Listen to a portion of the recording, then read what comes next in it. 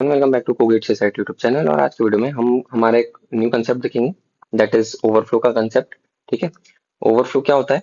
तो देखो, जनरली हमारे कंप्यूटर सिस्टम में ना, अगर कभी आप ऑब्जर्व करना, कभी ऐसे सी सी प्लस प्लस का प्रोग्राम लिखना है या पाइथन का प्रोग्राम लिखना है जिसमें आप क्या करोगे, कोई काउंट ले लिया, काउंट वैल्यू को अपने इनिशियली जीरो कर दिया, और आपने क्या करा, काउंट को इनफाइनाइट वाइल लूप में डाल के प्लस प्लस कर रहे हो। ठीक है, आप उसका काउंट कंटिन्यूसली बढ़ा रहे हो। ठीक है, तो होगा क्या ना, एक समय बाद क्या होगा, वो वैल्यू पहले पॉजिटिव थी, वो धीरे से बाद में फिर नेगेटिव चले जाएगी, एक एक लिमिट के बाद। ठीक है, और आप लोग सोचोगे कि ऐसा नेगेटिव कैसे होता है, तो जनरली क्या है ना, हमारा कंप्यूटर सिस्टम उसकी हर एक जो मतलब जो भी हमारा कंप्यूटर सिस्टम रहता है, वो टूस कॉम्प्लीमेंट पे काम करता है। ठीक है, और टूस कॉम्प्लीमेंट में जो नंबर ऑफ बिट्स रहती है ना, उसके बेसिस पे हमारी रेंज निकलती है। तो हमारे जैसे 64 बिट ऑपरेटिंग सिस्टम रहता है, तो वो टूस कॉम्प्लीमेंट में उसमें जो हाईएस्ट वैल्यू पॉसिबल रहेगी वो क्या रहेगी?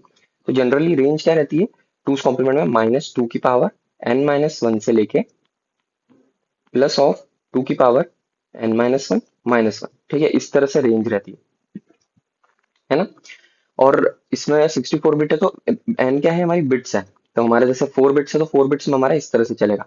ठीक है, 64 बिट्स है, तो यहाँ पे एन की वैल्यू हो जाएगी, मतलब -2 की पावर 64 -1 से लेके 2 की पावर 64 -1 -1। तो इस तरह से हमारी रेंज आती है, समझ गए? तो ये हमारा पूरा एक चक्कर चक्कर की तरह चलता है ना, कंप्यूटर सिस्टम में ना, पूरा ऐसा एक गोल चक्कर की तरह रहती है वैल्यू। और कभी भी कोई चीज अगर मान लो एक हाईएस्ट पॉइंट तक पहुंच गई, मान लो जैसे हाईएस्ट पॉइंट तक पहुंच गई, और फिर नेक्स्ट स्टेप में वो उसके लोएस्ट पे आ गई, then this is known as overflow. ठीक है, मतलब वो फिर अपनी दूसरी वापस से नेगेटिव से पॉजिटिव की तरफ जाएगी, मतलब पहले पॉजिटिव से नेगेटिव और फिर नेगेटिव से पॉजिटिव।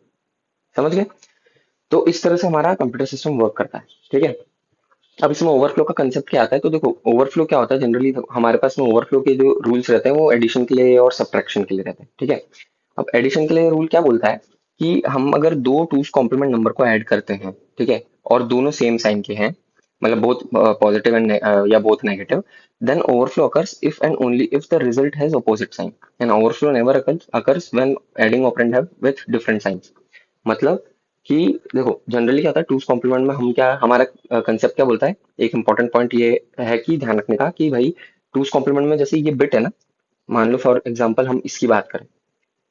ठीक है, तो ये क्या करता है, ये हमारी बिट जो है, ये इस बिट को, इसको हम बोलते हैं एमएसबी, मोस्ट सिग्निफिकेंट बिट। ठीक है, और ये क्या है ना, ये एज अ वैल्यू, वैल्यू या मैग्नीट्यूड में भी यूज होती है ना, प्लस ये एज अ साइन भी यूज होता है। ये टूस कॉम्प्लीमेंट का एक इंपॉर्टेंट कंसेप्ट है। ठीक है, हमने अभी तक क्या पढ़ा था कि भाई साइन मैग्नीट्यूड वाला साइंड इंटीजर जो रहता है, उसके अंदर हमारा एक बिट जो है, that is only for sign, only for sign. ठीक है, बट टूस कॉम्प्लीमेंट में ये दोनों के लिए यूज होती है। ठीक है, ये जो रहता है ना, ये दोनों के लिए यूज होती है।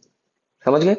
तो यहाँ पे वही चीज हो रही है कि भाई अगर हम दो पॉजिटिव नंबर्स को ऐड करें तो हमारा रिजल्ट पॉजिटिव आना चाहिए, और अगर दो नेगेटिव को ऐड करें तो दो नेगेटिव ही आना चाहिए। अगर दो पॉजिटिव को ऐड करके नेगेटिव आया, या फिर इनको ऐड करके पॉजिटिव आया, दैट मीन्स कि भाई ओवरफ्लो आ गया। ठीक है, और एक इंपॉर्टेंट पॉइंट क्या है कि ओवरफ्लो कभी दो डिफरेंट साइन वाले नंबर के लिए नहीं होगा, है ना। मतलब एक पॉजिटिव और एक नेगेटिव को अगर मैं ऐड करूंगा, देन ओवरफ्लो डजेंट अकर। ठीक है, ओवरफ्लो नहीं होता है। ठीक है, समझ गए? तो जो मैंने यहाँ पर जैसे लिखा हुआ है, ओवरफ्लो कब होगा, तो ये दो केस में होगा, एक तो इस केस में और एक इस केस में। ठीक है, अब इसको कैसे समझना है, ओवरफ्लो किस तरह से आ रहा है? तो देखो, मैंने बताया था ना, रेंज की क्या रहती है हमारी, ये टूस कॉम्प्लीमेंट विथ 4 बिट्स की -8 से +7 रहती है। हमने क्या करा, -7 लिया, है ना, प्लस -6 लिया। अब जब मैं इनको ऐड करूंगा दोनों को, तो हमारी वैल्यू कुछ इस तरह से आएगी। ठीक है, अब यहाँ पर क्या होगा कि लार्जेस्ट नेगेटिव नंबर हमारा -8 पॉसिबल है, तो यहाँ पर जो वैल्यू आएगी ये ओवरफ्लो हो गई, है ना। तो इस तरह से हमारा ओवरफ्लो का कंसेप्ट वर्क करता है। ठीक है, अगर आपको एडिशन समझ में आ गया तो ओवरफ्लो आपको समझ में आ जाएगा।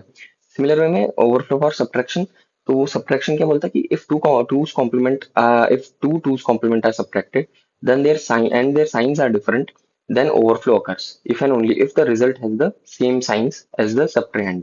ठीक है, मतलब हम इसको और इसको दोनों ऑपोजिट साइन के अगर हैं और हमने उसको माइनस करा है, और जिसको माइनस कर रहे हैं अगर उस साइन के बराबर ही, मतलब उस साइन के जितना ही नंबर आ रहा है हमारा ये वाला, है ना, रिजल्ट जो है, दैट इज यहाँ ये नेगेटिव था और ये भी नेगेटिव आ गया, देन दैट मीन्स कि ओवरफ्लो आ गया, है ना। Overflow occurs. सिमिलर वे में अगर ये जो नंबर है ना, अगर ये पॉजिटिव है ना, और यहाँ भी रिजल्ट में पॉजिटिव आ रहा है, देन ऑल्सो ओवरफ्लो अकर्स। ठीक है, तो इस तरह से ये वर्क करता है। सिमिलर वे में यहाँ पे हम लोग जैसे सब्ट्रैक्ट -6 फ्रॉम +7, तो +7 लिया और हमने -6 लिया, ठीक है। अब जब हम इसे सब्ट्रैक्ट करेंगे तो क्या आएगा, ये वैल्यू आएगी, है ना। अब जैसे ही हम इसको कैलकुलेट करेंगे डिसिमल में, तो आपको वैल्यू क्या आएगी, -3 की, तो ये एक ओवरफ्लो वाली वैल्यू है, ठीक है। तो इस तरह से हमारा ओवरफ्लो का कंसेप्ट चलता है ना। ये आगे यूज आएगा, हम लोग जो नंबर सिस्टम देखेंगे, मतलब जो हमारा मेन पूछते हैं न्यूमेरिकल्स उस टाइप का, है ना, उसमें हम यूज आएगा। तो ये पता होना जरूरी है कि ओवरफ्लो कैसे होता है ना। मोस्टली हम टूज कॉम्प्लीमेंट पे ही काम करते हैं, कि पर पता होना चाहिए कि भाई वंस कॉम्प्लीमेंट क्या होता है, आपका साइंड मैग्नीट्यूड क्या होता है ना, अनसाइंड क्या होता है, ये सब पता होना जरूरी है। और टूज कॉम्प्लीमेंट तो बहुत इंपॉर्टेंट है, ठीक है। टूज कॉम्प्लीमेंट कैसे निकालते, वो भी मैंने आपको निकाल के बता दिया, और उसकी शॉर्टकट ट्रिक भी बता दी मैंने, ठीक है। तो आज की वीडियो के लिए इतना ही। अगर आपको वीडियो अच्छा लगे तो प्लीज इस वीडियो को लाइक एंड शेयर करें, चैनल को सब्सक्राइब जरूर करें, और मुझे बताएं मैं कैसे